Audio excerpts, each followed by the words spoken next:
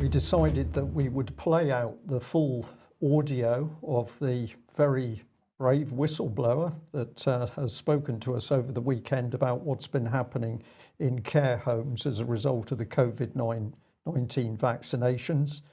The clip is about 15 minutes long. We believe all of it needs to be heard by our wider audience, and so we'll play out that clip and then we'll take the trouble to discuss some of the things which this particular individual speaks about.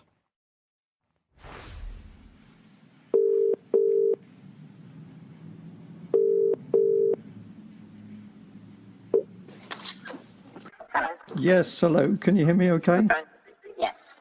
You've contacted me and given me some really interesting information about what you're seeing in the care system with regard to vaccinations for COVID-19. What are you able to tell us? Well, my experience has been over this past year or so that the social care system has responded incredibly vigorously to all of the regulations and guidance that have come from the government. People have been fully on board with it, even to the point of being rather zealous about it. I haven't been part of that culture and felt that it's not been easy to express any questions about it. Probably this is the same in many other areas, but the reason why I'm saying that is because on the whole, for those who are in management positions in social care, there's a very strong pro-vaccine and pro-government narrative agenda. So what I've been coming across in the last few weeks in particular needs to be spoken about.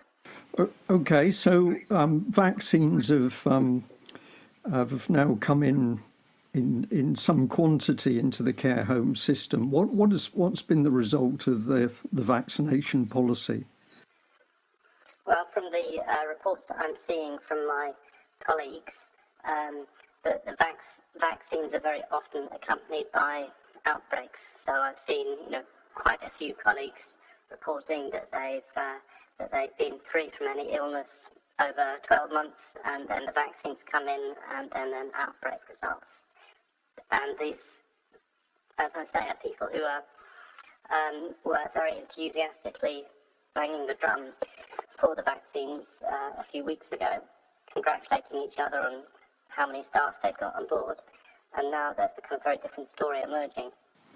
Right, and are you able to say, to share with us where you're actually seeing that information? For example, on groups for registered managers, so CQC registered managers, who it's mediated by the Care Quality Commission.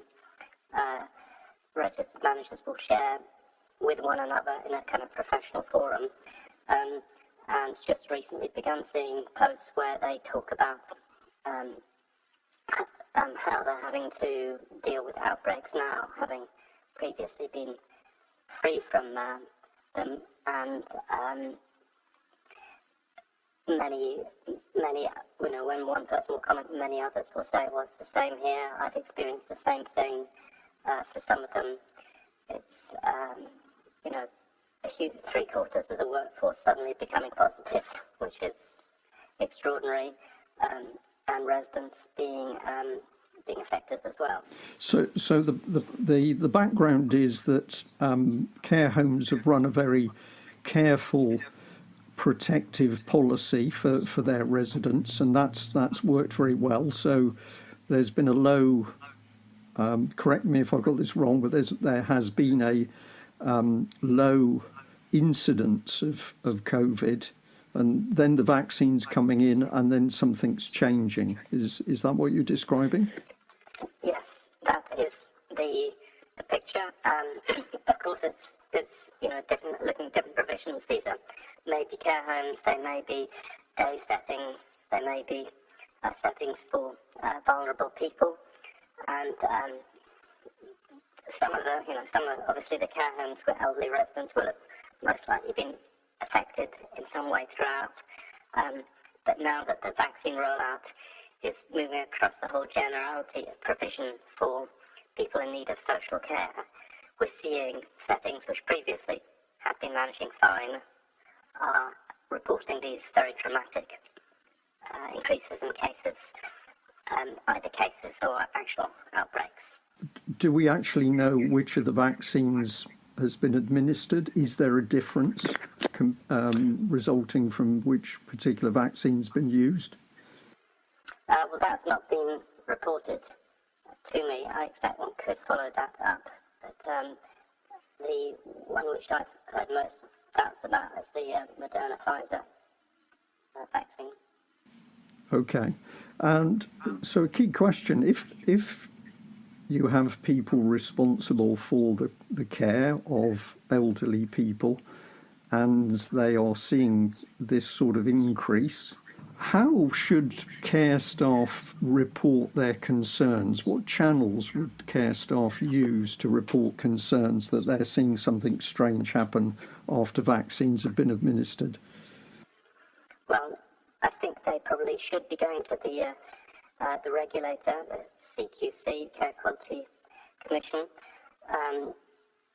Perhaps they could be going to,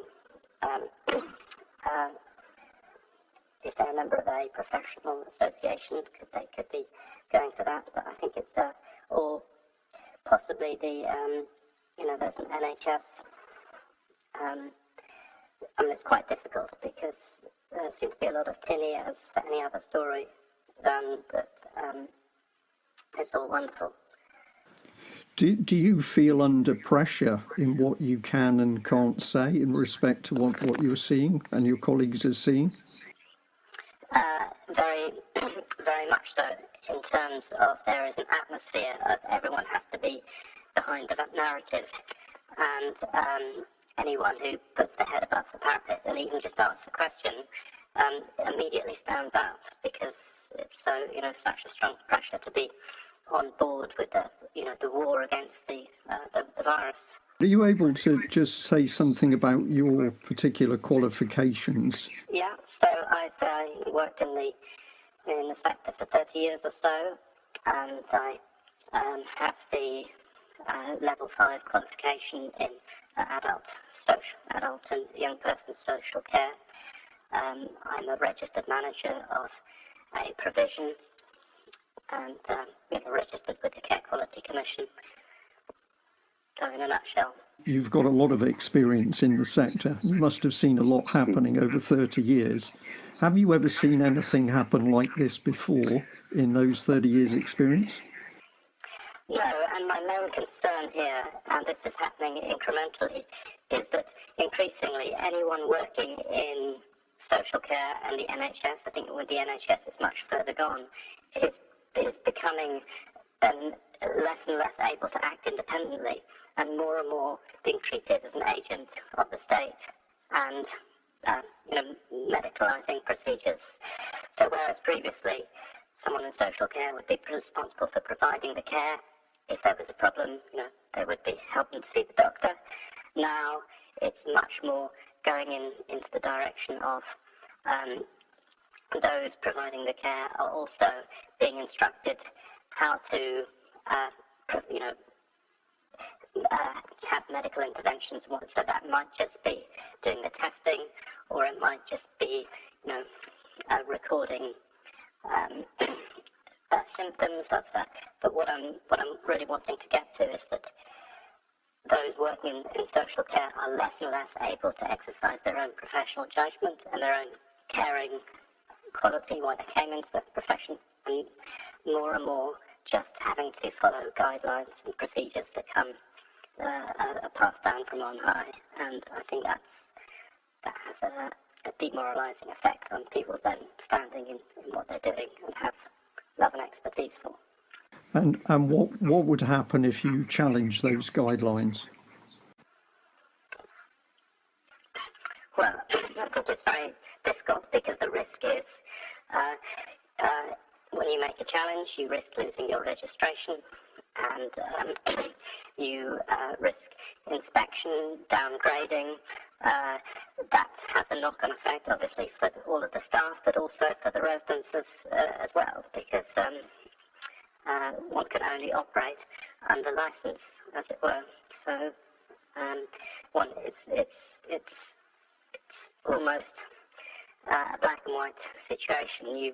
You dance to that tune, or you appear to dance to that tune, or you go off and do your own thing completely independently without any of that funding, or which is very hard to do also in regulatory terms. So I think it creates a bit of a monoculture, whereas perhaps what we need is more of a diversity of different settings, with people taking their own approaches based on their own experience and professional judgment. That's my opinion. Thank you very much for that. That was a very, very good and concise report. So you're also seeing a little bit of confusion with the testing procedure itself. Yes, not just a little bit. I think huge confusion in terms of an understanding of what the procedures are supposed to be, in terms of how often testing and isolating, whether at home or at work and so on. But then people just finding that whatever those procedures are supposed to be, the system doesn't actually work, because the tests come back very, positive and negative consecutively, with depending on how often one does them. It's impossible to interpret them in a common sense way. And there are huge, whether delays in the mail or on phone lines or processing centres. It doesn't seem as though this system is really serving any purpose. It seems as if it's just going through the motions. Of course, the managers are keen to be following the correct procedure, but they don't want to be picked up on that. It's hard to read into their comments that they think that there's any logic in the way it's working, or that it's actually helpful. Right.